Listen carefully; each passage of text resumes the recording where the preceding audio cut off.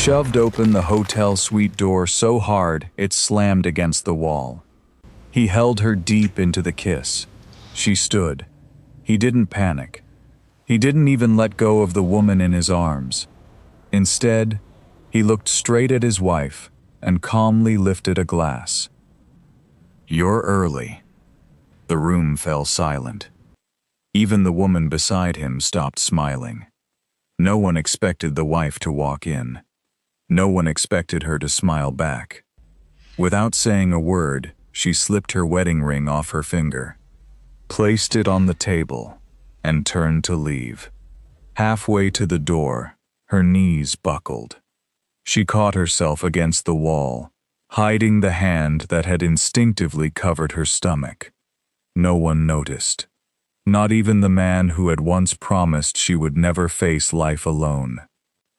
What he didn't know was that this wasn't the first time she'd been abandoned. She had spent her life surviving people who walked away, parents who gave up, friends who disappeared, and now the husband who had become her entire world. She thought this betrayal would be the end of her story. She was wrong, because before the sun rose the next morning, one stranger would place a set of medical results in her trembling hands, and with a single sentence, change both their lives forever. She wasn't walking away with a broken heart. She was walking away carrying the only secret powerful enough to bring a billionaire to his knees. The question is, when he finally discovers the truth, will he be fighting to win back his wife, or begging two children he's never met to call him dad? Jessica Christopher didn't remember the elevator ride down. She didn't remember crossing the lobby, or the doorman calling her name, or the cold air that hit her face when the revolving door spat her out onto the street. Her mind had gone somewhere quiet, somewhere far away from the sound of Seo Jung-hoo's voice saying, "You're early?"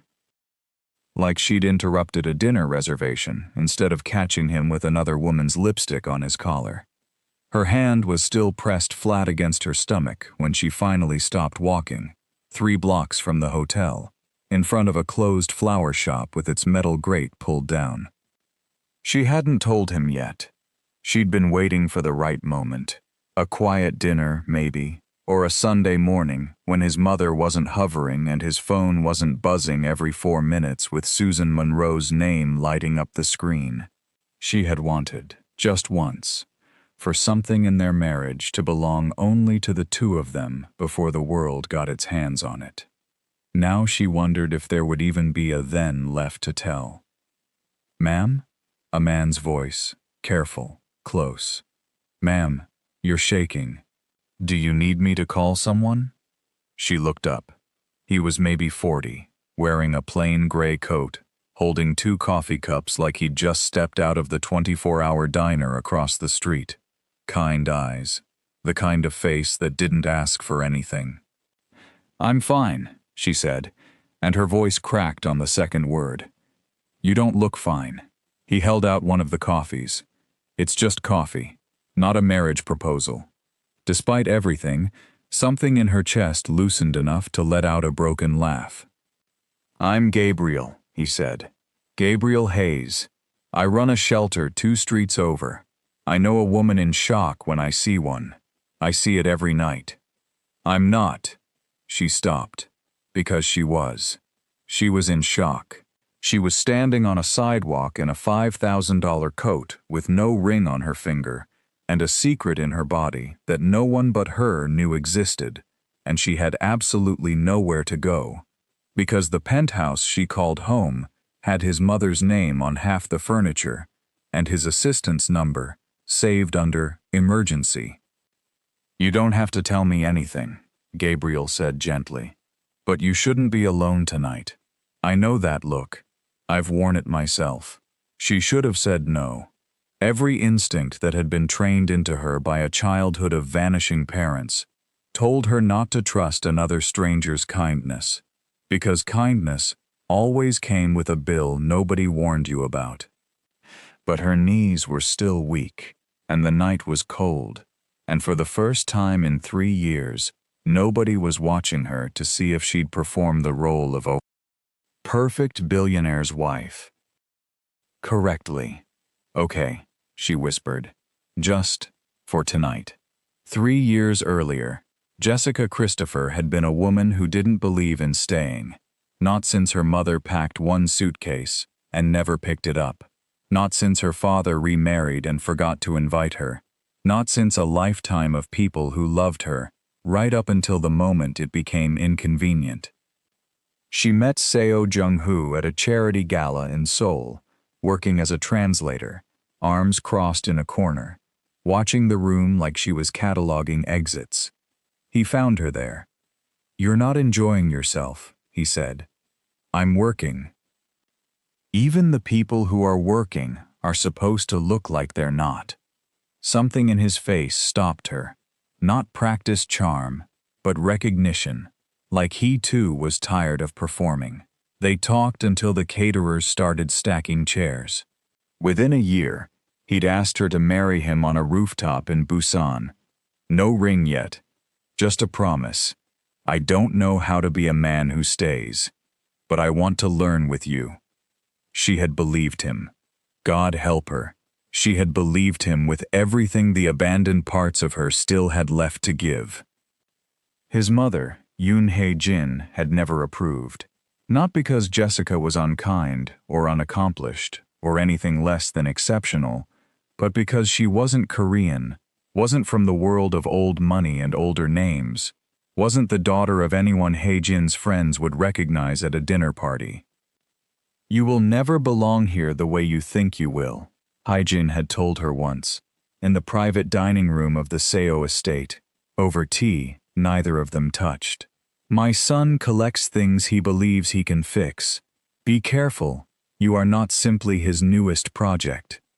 Jessica had smiled through it. She always smiled through it. She had spent her whole life being made to feel like a guest in rooms that were supposed to be hers. The pressure didn't only come from inside the family. Jung-hoo's fiercest rival at the time, a sharp-elbowed executive named Kang Hyun-woo, had spent years circling Seo Corporation, looking for any weakness he could turn into leverage.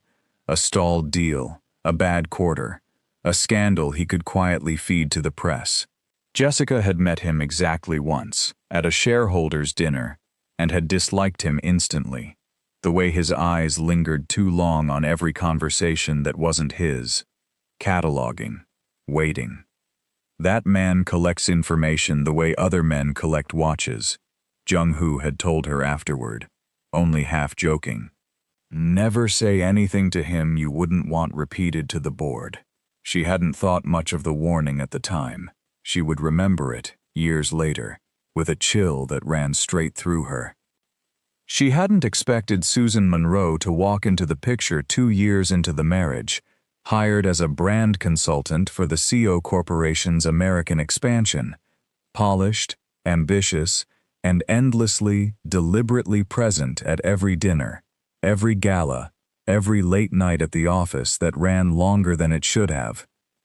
She hadn't expected her husband's texts to get shorter, his trips get longer, his eyes, when he looked at her across the table, to get quieter, like he was already halfway out the door and just hadn't told his feet yet. Monica had warned her, "You need to ask him directly, Jess. Don't let this fester." "He'll deny it," Jessica had said, "and then I'll have accused him of nothing, and he'll remember that I accused him of nothing, and it'll sit between us forever. Better than finding out the hard way." She hadn't listened. And so she had found out the hard way. Walking into a hotel suite she wasn't supposed to know about, following a tip from a woman at the gift shop who recognized her husband's driver, catching him with Susan Monroe's lipstick on his collar, and a glass of champagne still in his hand, like nothing in the world could touch him. "You're early." 2 words, that was all he'd given her, after 3 years. After a rooftop proposal and a promise to learn how to stay. She had not cried in front of him. She had promised herself that much a long time ago, that whatever else the world took from her, It would never get to watch her break. She had waited until she was alone in Gabriel Hayes's borrowed guest room, sitting on the edge of a stranger's bed, with a stranger's blanket around her shoulders, before she let the sound finally leave her throat. The doctor's office smelled like antiseptic and cheap coffee, and Jessica sat in the waiting room with her hands folded so tightly in her lap that her knuckles had gone pale. She hadn't slept. Gabriel had offered to come with her, and she'd almost said no out of pride, before realizing she had no one else to ask. Monica was 3 states away, working a shift she couldn't leave. Her husband, soon-to-be ex-husband. She corrected herself, tasting the bitterness of the phrase, was the last person on earth she'd call. Jessica Christopher? A nurse called her name, and she rose on legs that didn't quite feel like her own. Dr. Naomi Bennett was younger than Jessica expected, with warm eyes and a manner that made the sterile little exam room feel less like a countdown to catastrophe. She reviewed the chart, asked the standard questions, ran the standard tests, and then paused in a way that made Jessica's stomach drop. "Is something wrong?" Jessica asked. No, nothing's wrong," Dr. Bennett said quickly, turning the ultrasound monitor so Jessica could see it. "I just want to make sure you're sitting comfortably, because this is going to be a bit of a surprise." Jessica's breath caught somewhere between her ribs. "You're having twins, Miss Christopher." For a moment, the room went perfectly silent, the way it had gone silent in that hotel suite. Except this silence didn't feel like the floor dropping out from under her. This silence felt like something entirely different. Something that made her press both hands over her mouth to keep the sound in.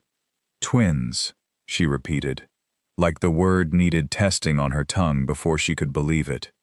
"A boy and a girl. If the early markers hold," Dr. Bennett said gently. "Congratulations." Jessica didn't know if the sound that came out of her next was a laugh or a sob. Maybe it was both. Maybe that was the only honest reaction to carrying 2 lives inside a body that, 12 hours earlier, had felt like it was being hollowed out entirely. She thought of Seo Jung-hoo's face, the calm, untouchable expression he'd worn as she walked away, and she thought, with a clarity that surprised her, he didn't get to know. Not yet. Not until I decide he's earned it. Because the moment he found out, everything would change. His mother would descend with lawyers and old-world expectations about heirs and bloodlines. The world would stop being about Jessica and start being about the Seo name, the Seo legacy, the Seo children. Never simply her children, never simply her life. She wasn't ready to hand her babies over to a family that had never once made room for her. "I need to disappear," she told Gabriel that night, sitting at his kitchen table with a mug of decaf tea going cold between her palms. "Not forever. Just long enough to figure out who I am when I'm not somebody's wife. Long enough to have them somewhere safe." Gabriel studied her for a long moment. "You know that's not going to be easy. A man like that, the kind with a name attached to buildings, he has resources, people who find people. I know. And if he comes looking?"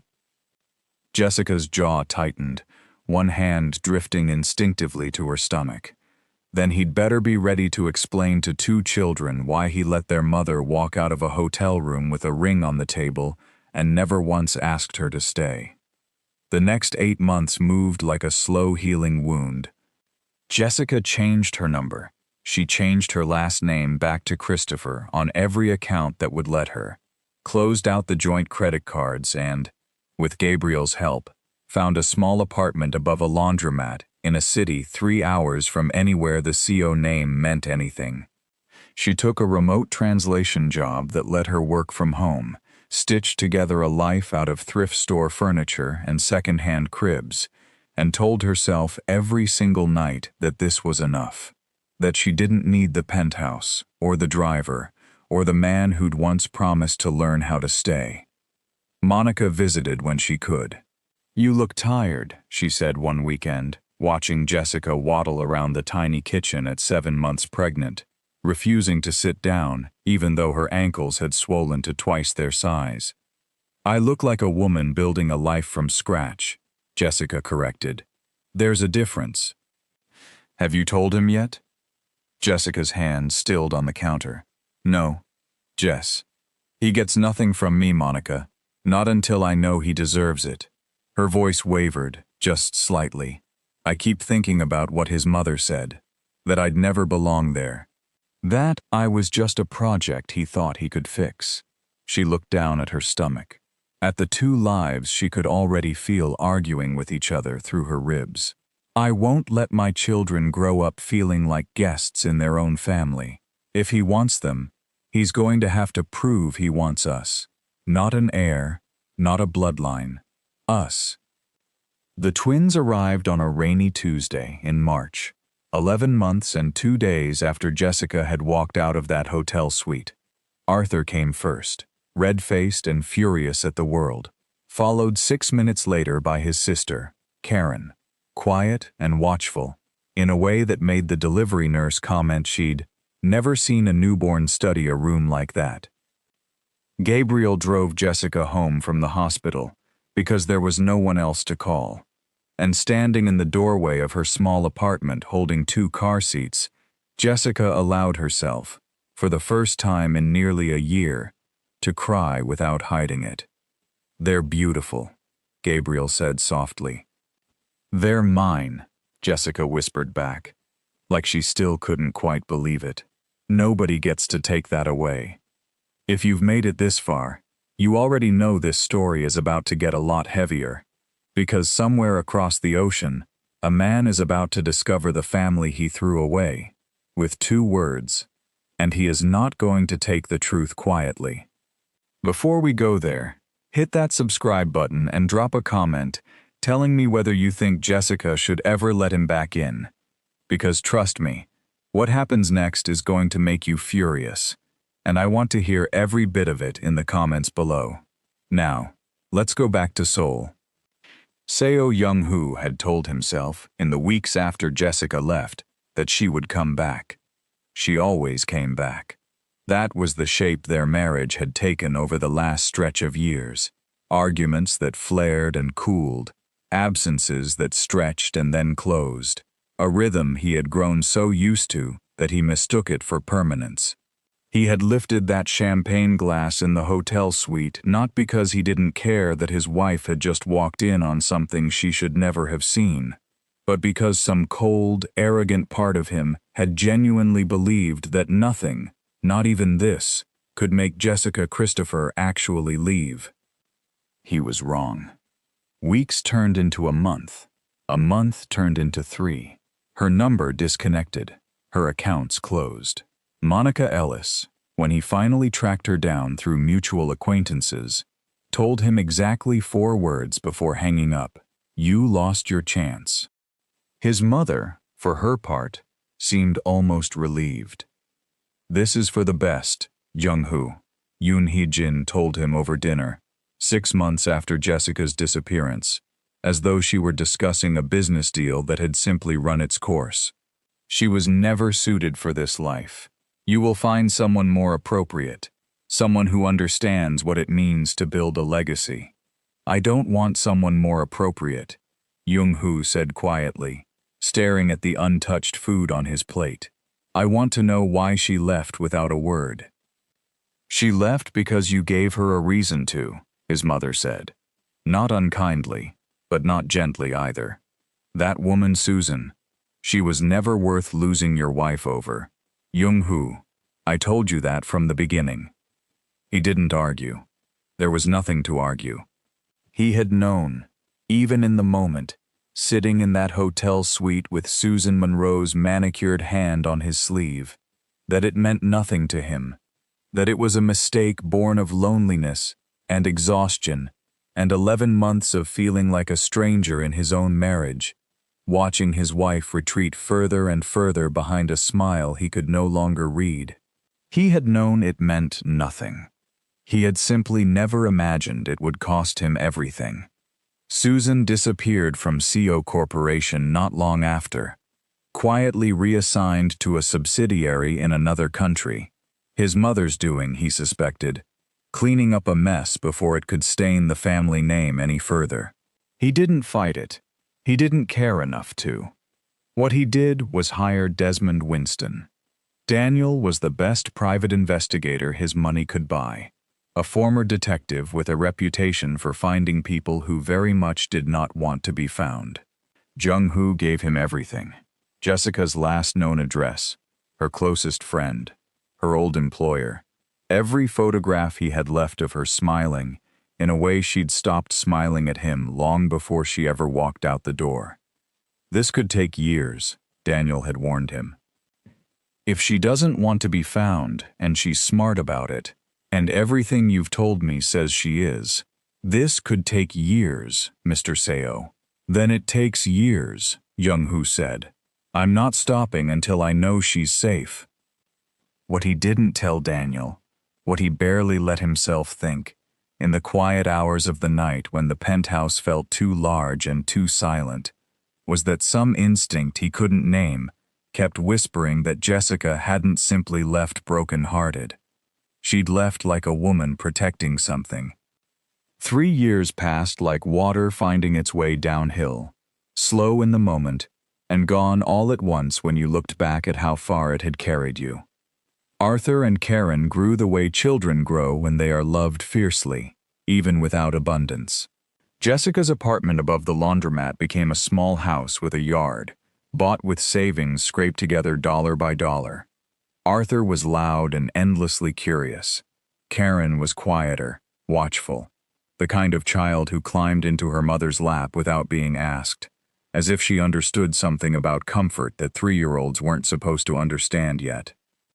Jessica had built herself a life, a real one, not the borrowed grandeur of a penthouse with someone else's mother's furniture in it, but something that belonged entirely to her and the 2 small people who called her Mommy. She had almost stopped flinching every time a black car passed too slowly on her street. Almost.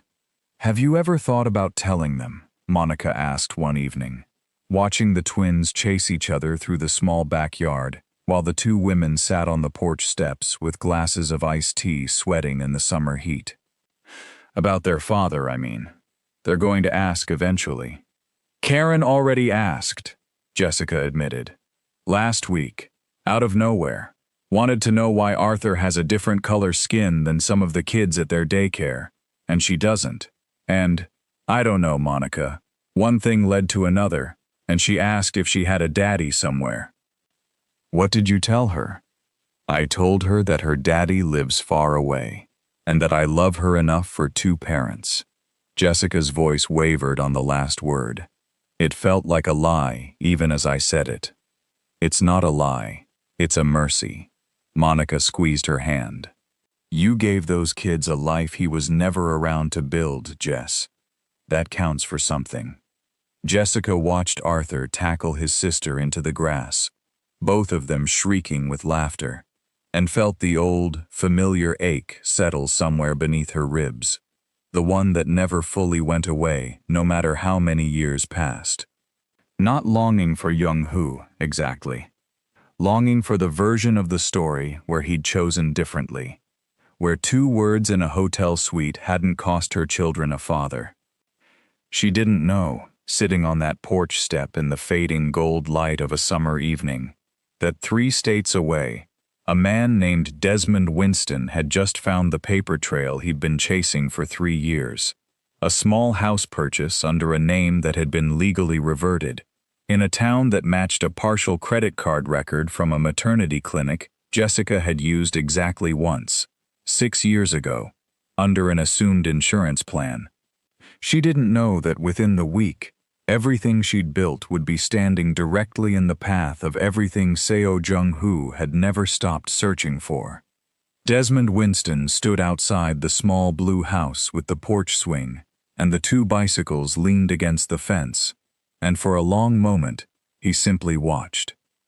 Two children were playing in the front yard.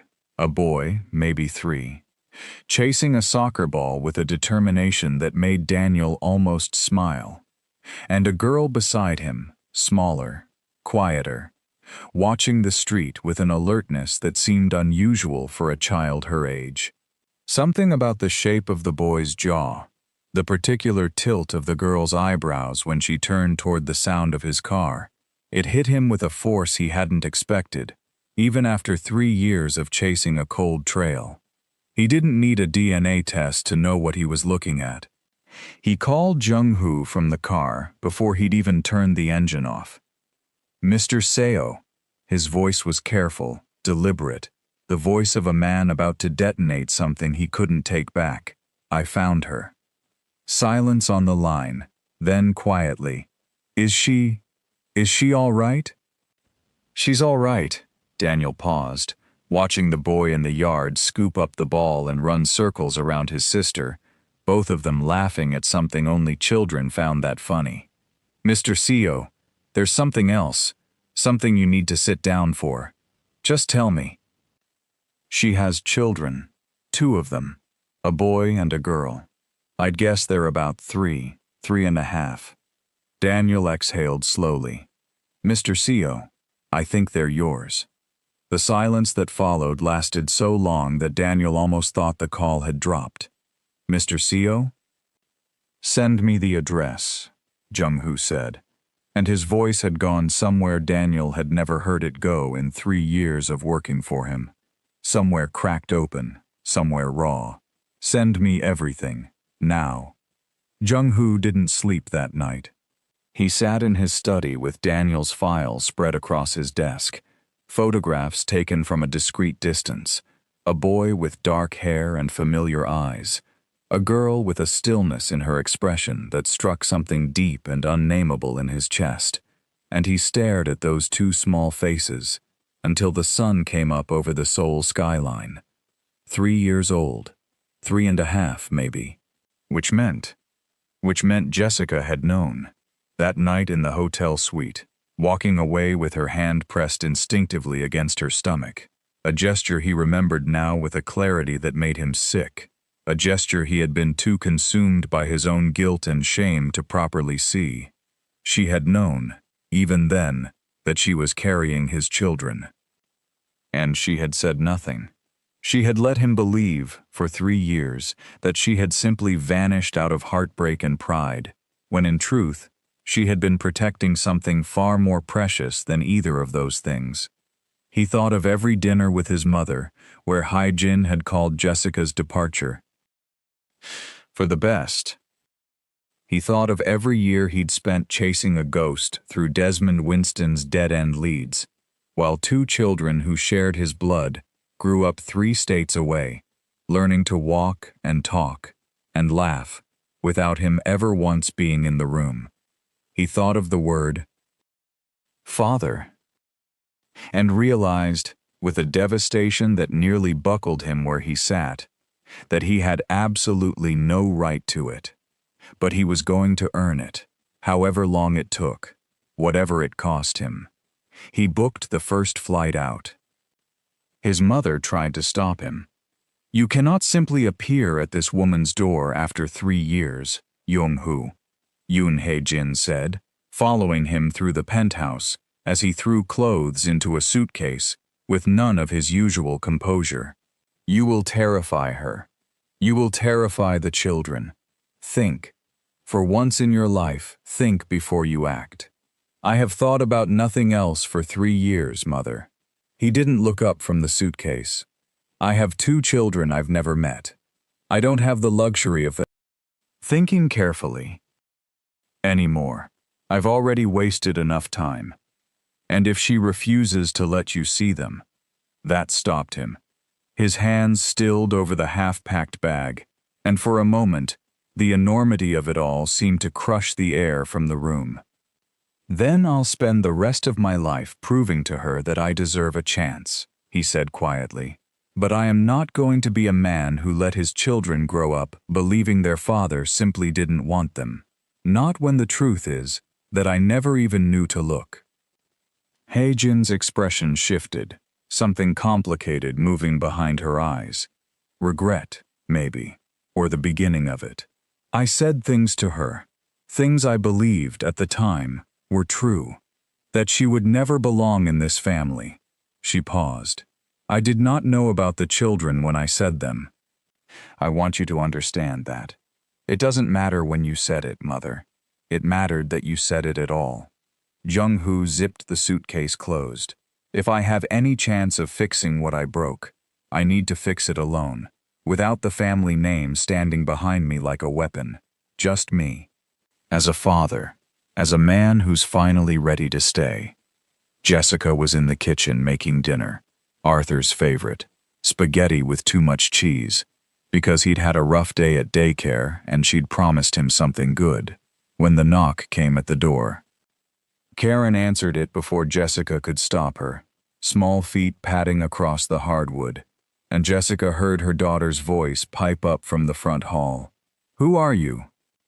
Jessica wiped her hands on a dish towel and rounded the corner, already forming an apology for whatever solicitor or neighbor her daughter had greeted with such blunt curiosity. And then she saw him standing on her porch, and every word she'd ever known left her body at once. Seo Jung-hoo, older, somehow.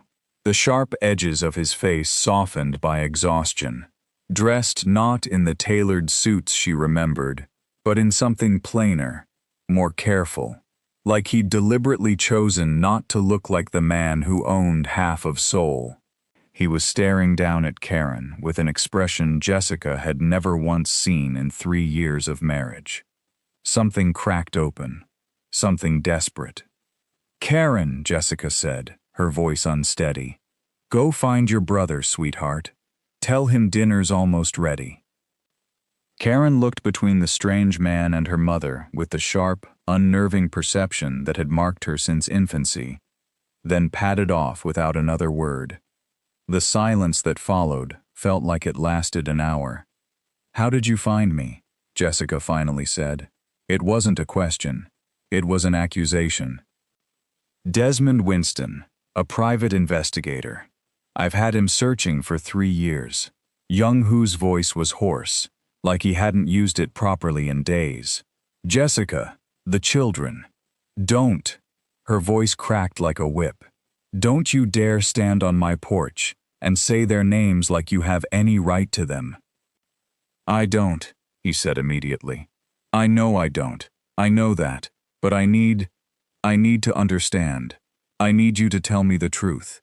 Are they yours?" Jessica finished, and something in her chest, some old and exhausted wall, finally gave way. Her eyes filled, hot and furious. "Yes, Jung-hoo!" "They're yours. I was 3 months pregnant the night I walked into that hotel room and watched you lift a glass, like I'd interrupted your evening. I found out the very next morning, and I decided, right then, that my children were never going to grow up feeling like guests in their own family, the way your mother made it. Me feel like a guest for 3 years. Jung-hoo flinched like she'd struck him. "I should have told you," she continued, her voice shaking now, tears finally spilling over. "I know that. I've spent 3 years arguing with myself about whether I did the right thing. But every time I almost picked up a phone, I remembered you standing there with that glass in your hand, so calm, like nothing in the world could touch you. And I couldn't make myself believe you'd choose us. Choose them over everything else." "I would have," he said, and his voice broke entirely on the words. "Jessica, I would have chosen them in a heartbeat. I would have chosen you." That night, Susan, it was never, I made a mistake born out of my own weakness, and I have hated myself for it every single day since. But I never stopped looking for you. 3 years, Jessica. 3 years of Desmond Winston chasing every lead, every dead end, because some part of me knew. I knew That you hadn't just left broken-hearted. You'd left protecting something. Jessica pressed a hand over her mouth, holding back a sob that had been building for 4 long years. "I'm not asking you to forgive me," Jung-Hoo said quietly. "I know I don't deserve that. I'm begging you for the chance to know them, to be whatever kind of father they'll let me be, however small a part of their lives that turns out to be. Please, Jessica." From the kitchen doorway, a small voice interrupted them both. "Mommy?" Arthur stood there in his socks, spaghetti sauce already smeared at the corner of his mouth, staring up at the strange man on the porch with open, unguarded curiosity. "Is that my daddy?" The silence that followed was the loudest thing Jessica had ever heard.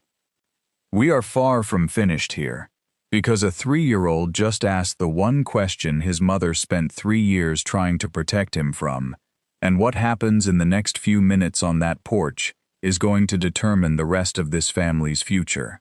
If your chest is tight right now, that's exactly where I need you. So smash that like button and tell me in the comments what you would do in Jessica's position. Because trust me, the custody battle that's about to unfold is going to test every single one of them. Let's continue. Jessica knelt down in front of her son before she could stop herself, her hands trembling as she cupped his small face. "Arthur," she said softly, "why don't you go find your sister and wash up for dinner? I'll explain everything soon, I promise. Okay, baby?" Arthur studied the strange man on the porch for a long moment. The same watchful assessment his sister had inherited, Jessica realized. Some quiet perceptiveness that lived in both her children like an inheritance she hadn't known she was passing down. "Okay," Arthur finally said, and padded back toward the kitchen, though he glanced over his shoulder twice before disappearing around the corner.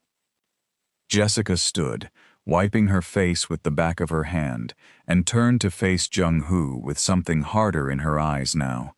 The exhaustion of 3 years spent being the only parent in the room, hardened into something close to steel. "You don't get to walk in here and undo 3 years in one conversation," she said. "You don't get to be daddy just because you finally showed up. Do you understand me?" "I understand," Jung-Hoo said. "I'm not asking for that. I'm asking for a chance to earn it. Slowly, however long it takes. And what happens when your mother finds out?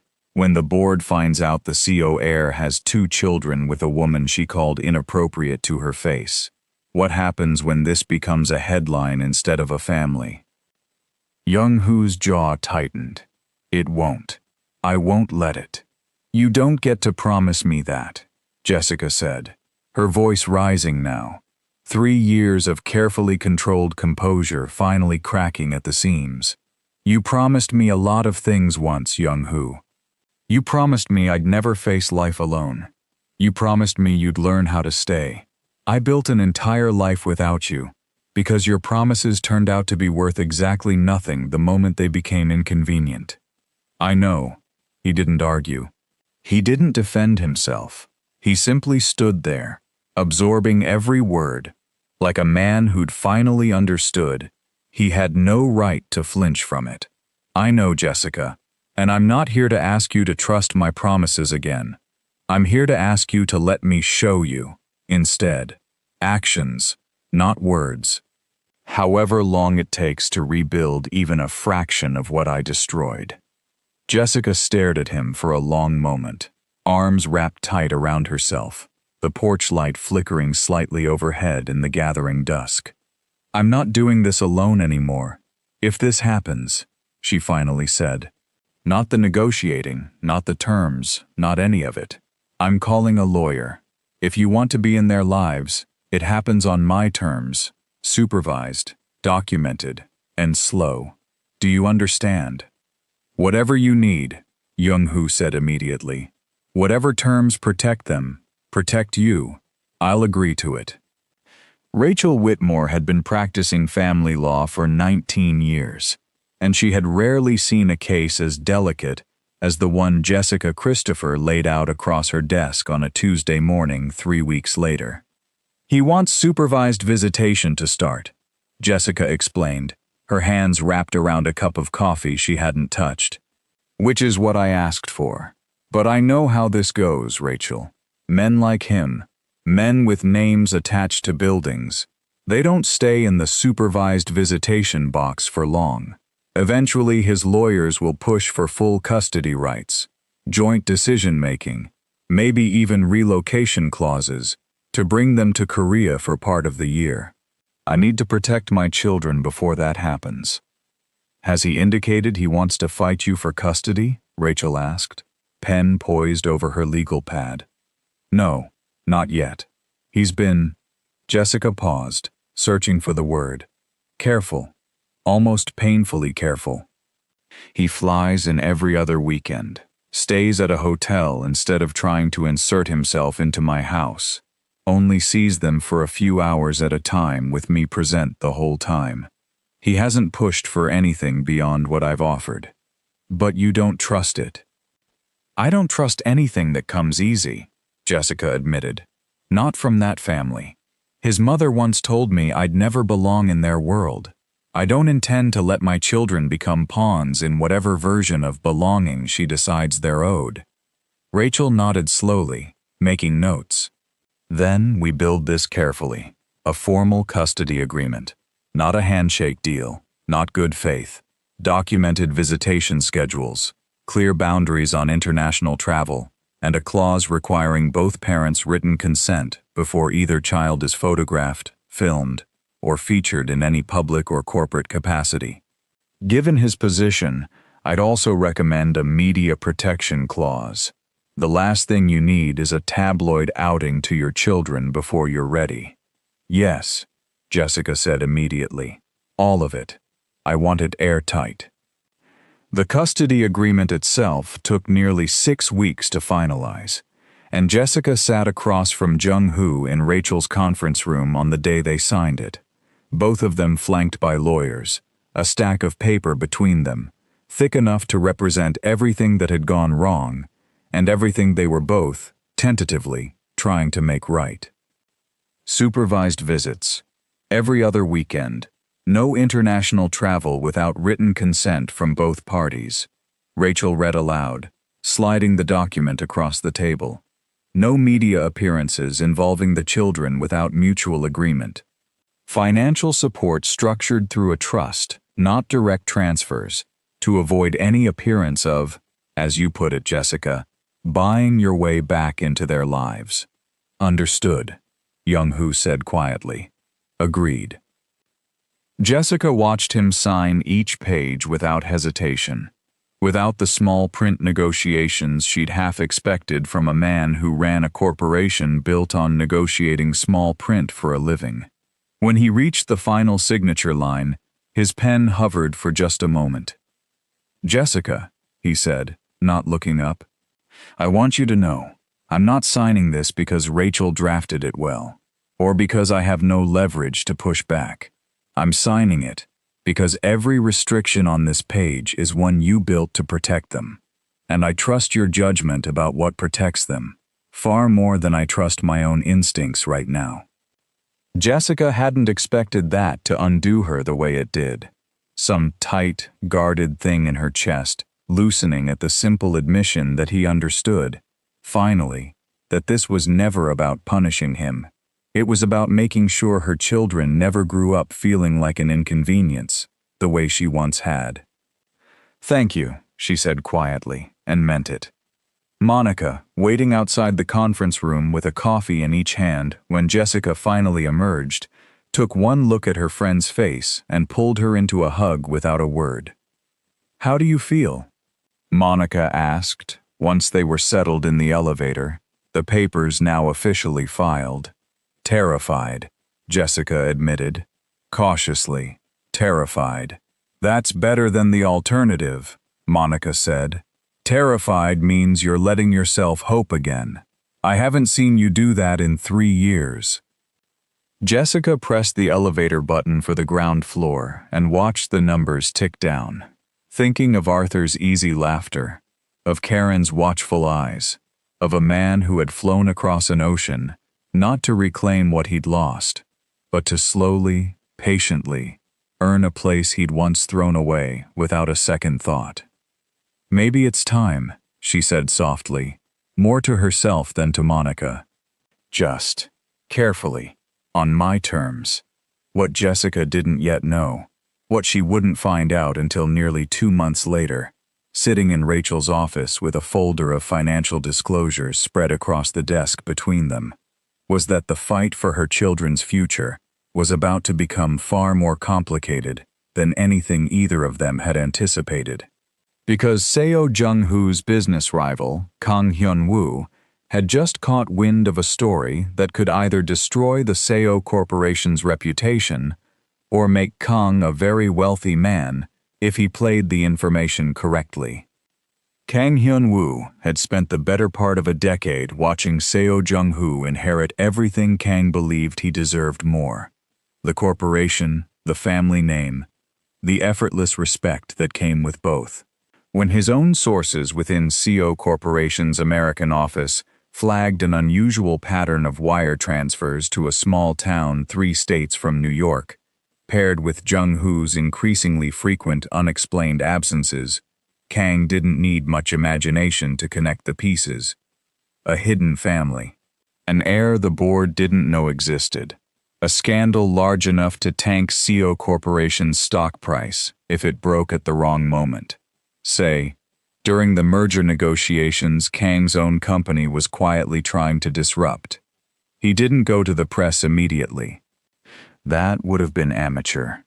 Instead, he reached out to Susan Monroe, still smarting, 3 years later, from her quiet exile to a subsidiary office in another country, still nursing a grudge against the family that had discarded her the moment she'd become inconvenient. "I have information you might find useful," Kang told her over a private dinner in a discreet restaurant far from prying eyes, "and I imagine you have information I might find useful in return." Susan's smile was thin and sharp. "I'm listening." "Jessica Christopher has children. Seo Jung-hoo's children. He's been secretly visiting them for 2 months." Kang swirled the wine in his glass. "If that story reaches the press at the right moment, say 3 weeks from now, during the merger vote, it could cost Seo Corporation the confidence of half its board. Old money doesn't like surprises, Ms. Monroe. Especially surprises with an American mistress's face attached to them." "She was never his mistress," Susan corrected coolly. "She was his wife. I was the mistress, if we're being precise about it." "Semantics." Kang waved a hand. "The point stands. Are you interested?" Susan considered it for a long moment, old resentment curling warm and satisfying in her chest.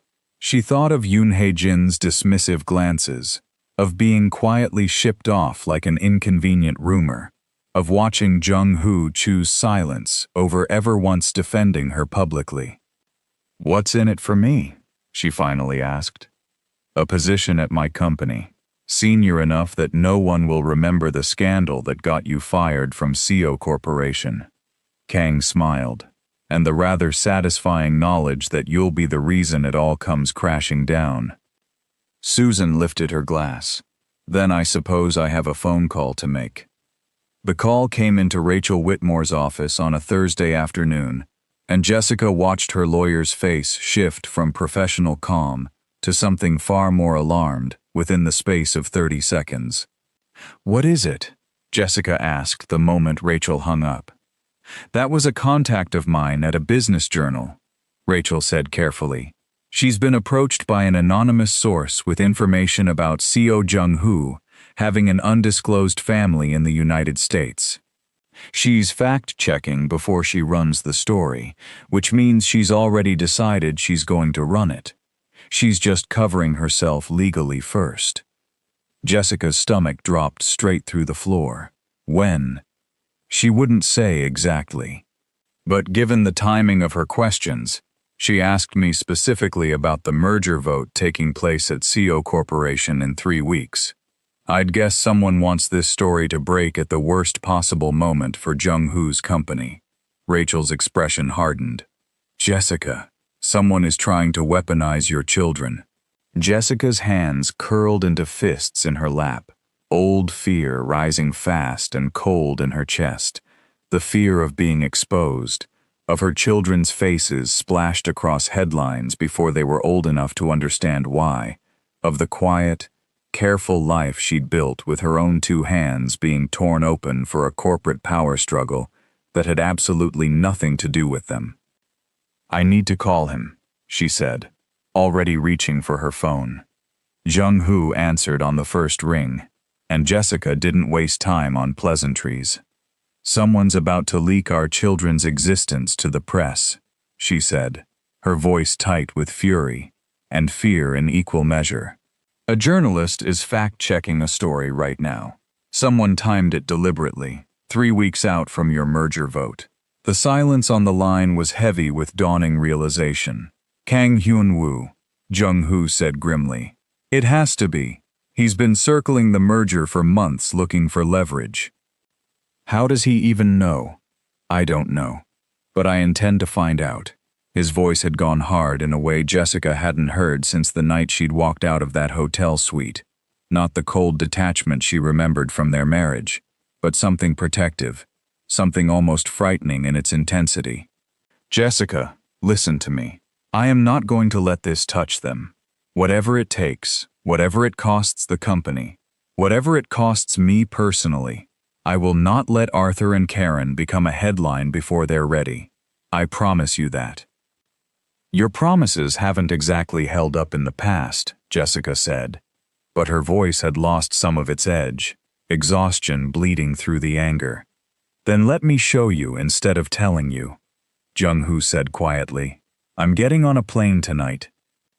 He landed at 6 a.m. and went straight to Rachel Whitmore's office, still in the same clothes he'd worn on the flight, dark circles carved beneath his eyes. I want to get ahead of this, he said, laying a folder on Rachel's desk. A controlled statement. Not a denial, an acknowledgement, on our own terms, before anyone else gets to write the narrative first.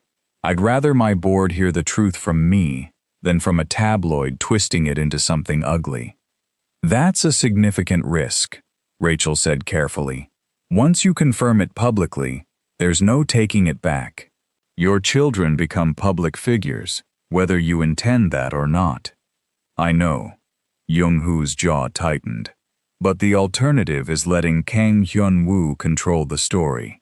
Letting him paint Jessica as some kind of scandal, some hidden mistress with secret children, when the truth is, she is the mother of my children, and the woman I failed as a husband.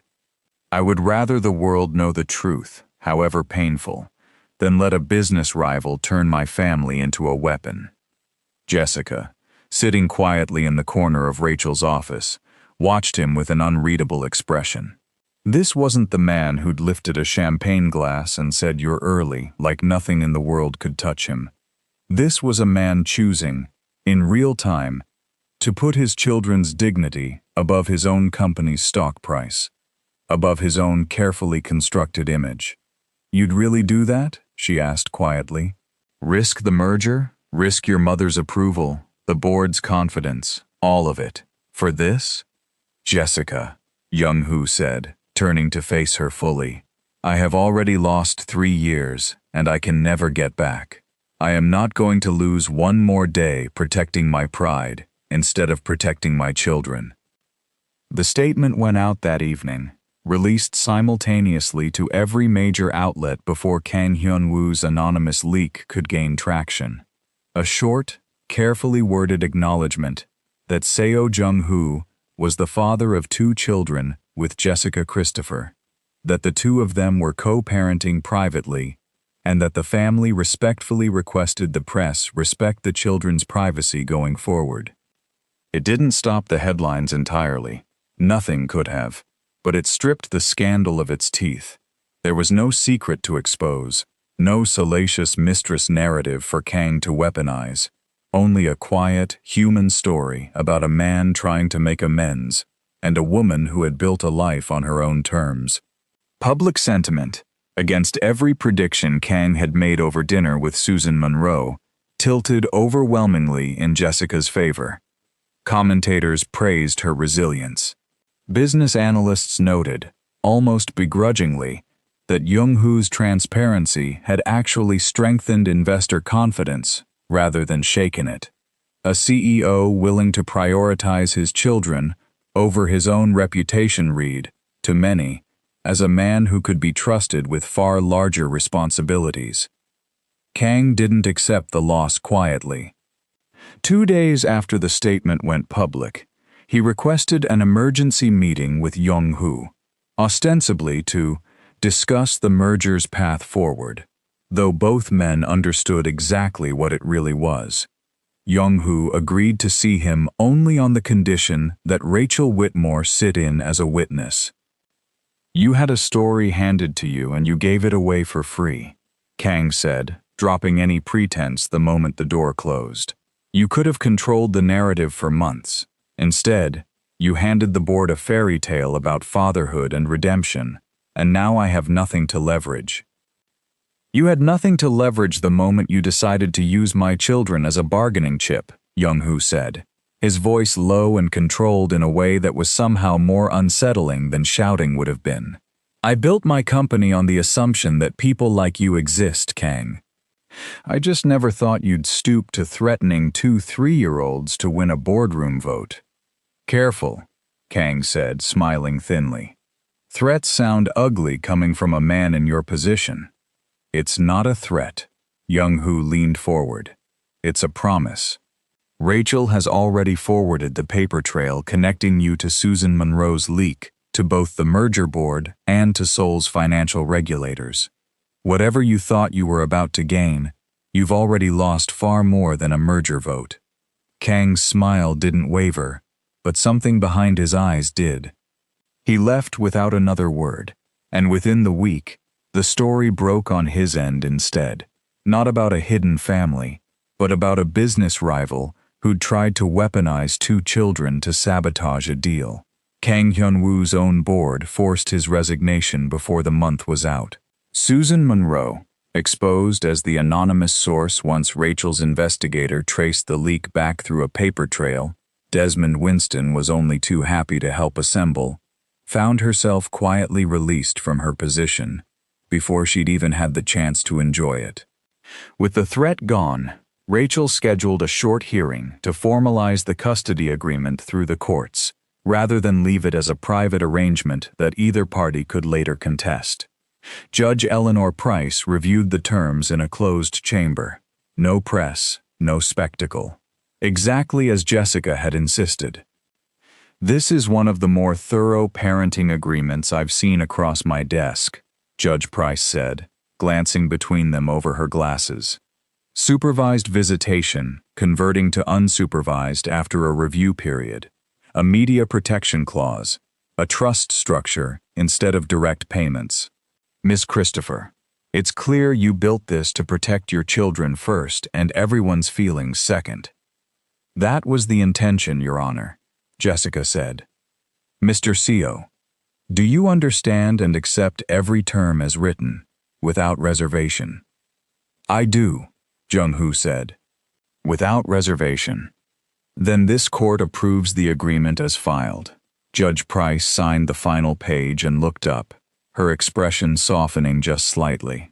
"For what it's worth, I don't often see fathers walk in here willing to accept every restriction placed in front of them. Don't make me regret approving it." "You won't," Jung-hoo said quietly, and for the first time since the confrontation in that hotel suite, Jessica believed him completely. Yoon Hae-jin called Jessica directly, for the first time, in nearly 4 years. "I owe you an apology," she said, without preamble, her voice stiffer than Jessica remembered, but not without sincerity. "I said things to you once that I believed were true.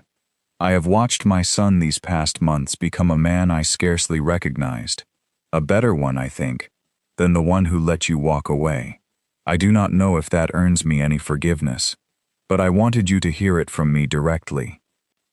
Jessica, standing in her kitchen with Karen quietly coloring at the table, and Arthur's laughter drifting in from the backyard, where he was kicking a soccer ball against the fence, allowed herself a small, tired smile. "It's a start," she said simply. "That's all any of us can offer each other right now. A start." 6 months later, on a Saturday afternoon thick with early summer heat, Jessica stood on her porch watching Jung-Hoo push Karen on the tire swing he'd installed in the backyard himself. No assistant, no hired contractor, just him, with a drill and a set of instructions he'd clearly never followed before, sweating through his shirt, while Arthur supervised from a lawn chair with the seriousness of a construction foreman. He hadn't asked for full custody. He hadn't pushed for relocation or joint decision-making beyond what Jessica was comfortable granting, or any of the things Rachel had warned her powerful men eventually pushed for. He flew in every other weekend, exactly as promised. He called every night the twins were awake to hear about their day, exactly as promised. He had, slowly and without fanfare, become something Jessica had genuinely stopped believing he was capable of being. Reliable. "You're staring," Gabriel said, appearing beside her on the porch with 2 glasses of lemonade, a knowing look in his kind eyes. "I'm supervising," Jessica corrected, though her mouth curved despite herself. Gabriel handed her a glass. "For what it's worth, and I know it's not really my place, the man who showed up on your porch that first night looked like someone who'd finally understood what he almost lost. That's rare, Jessica. People talk about change. Most of them never actually do it." Jessica watched Jung-Hoo scoop Karen off the tire swing, spinning her once before setting her down, both of them laughing at something private between them now. An entire relationship built in 6 months that she hadn't been present for, hadn't needed to referee, hadn't needed to protect her children from. "He's not who he was," she admitted quietly. "I don't know if that means what I think it might mean. I don't know if I'm ready to find out." "You don't have to know today," Gabriel said gently. "You've spent your whole life being the one who had to have every answer figured out before you'd let yourself feel anything. Maybe, just this once, you're allowed to just watch and see what happens." That evening, after the twins had been put to bed, Jung-Hoo reading them the same story twice at Karen's insistence, his accented English stumbling charmingly over the silly voices Arthur demanded for every character, Jessica walked him to his car parked at the curb. "Thank you," she said, wrapping her arms around herself against the cooling night air. "For today, for all of it, honestly. For not being the man I thought you'd turn out to be. I owe you far more than a thank you deserves," Jung-Hoo said. He hesitated, then added, quieter, "I know I don't have the right to ask this. I know I've spent our marriage, and every year since, proving I don't deserve the benefit of the doubt. But Jessica, is there any part of you that could ever imagine us, someday, being more than 2 people co-parenting carefully around each other?" Jessica looked at him for a long moment, really looked, the way she had that first night at the gala in Seoul, searching for the man beneath the performance. "I don't know," she said honestly, "but I know I'm not afraid of finding out anymore. And 6 months ago, that would have terrified me. That's more than I hoped for," Jung-Hoo said softly. "I'll take it." He lingered by the car door a moment longer, one hand resting on the frame, looking at her the way he used to look at her in the very beginning, before Susan Monroe, before the hotel suite, before 3 years of silence had carved a canyon between them that neither of them had been certain could ever be crossed.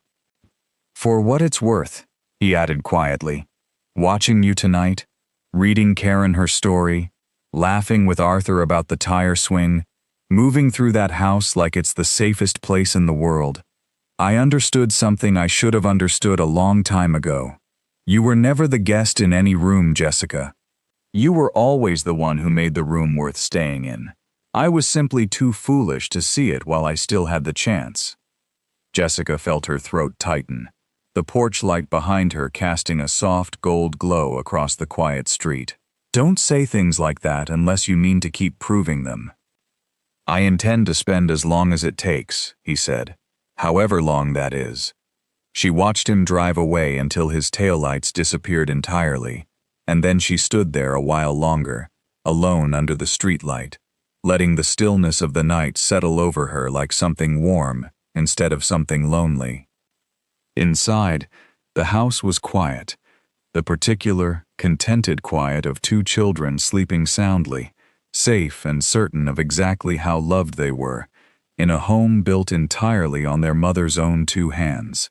Jessica climbed the stairs, checked on Arthur first, then Karen, pulling their blankets up gently, brushing the hair back from each small forehead. Karen stirred slightly, murmuring something half asleep. Was that Daddy again? Yes, baby, Jessica whispered. He'll be back soon. Good, Karen mumbled, already drifting off again. I like it when he comes. Jessica stood in the doorway a long moment, watching her daughter's breathing even out into sleep, and felt something settle deep in her chest. Not quite forgiveness, not quite certainty about what came next, but something steadier than either. Something that felt, for the first time in nearly 4 years, like peace. Not everything was healed, not everything was decided, but for the first time since a champagne glass had risen in a hotel suite, and 2 words had shattered her entire world, Jessica Christopher stood in her own doorway and felt, unmistakably, like a woman who was no longer simply surviving.